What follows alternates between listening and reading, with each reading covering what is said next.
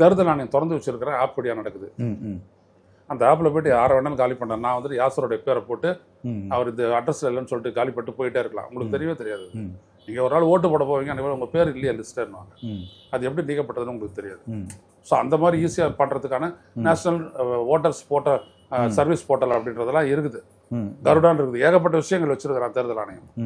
அப்போ இது யார் பண்ணணும் அப்படின்னா, ஒவ்வொரு வாக்காளரும் தமிழ்நாட்டில் இருக்க வாக்காளர்கள் தங்களுடைய பேர் அதில் இருக்கான்னு உறுதி செய்யணும். முதல்ல இந்த இன்டென்சிவ் ரிவிஷன் பண்ணிட்டு ஒரு டிராஃப்ட் பட்டியல் வெளியிடும் போது செத்து போயிட்டாங்கலாம் சொல்லி உங்க வீட்டில் உயிரோடு இருக்கிறவங்க எல்லாம் போடுவான்.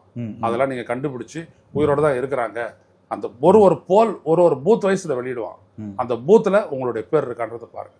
உங்க வீட்டில் இருக்கிறவங்களுடைய பேர்லாம் இருக்கான்னு பார்த்து இல்லைன்னா உடனே அதை பத்தி ஒரு கம்ப்ளைண்ட் ஃபைல் பண்ணிட்டு அது பத்திரிகாரங்கிட்ட சொல்லிட்டு உடனே வந்துட்டு நீங்க அந்த பேரை முன்னே இன்க்ளூட் பண்ணுங்க. இது மக்கள் பண்ணால் ஒழிய SIR மூலமா அவங்க பண்ணக்கூடிய அந்த மோசடியை தடுக்க முடியாது.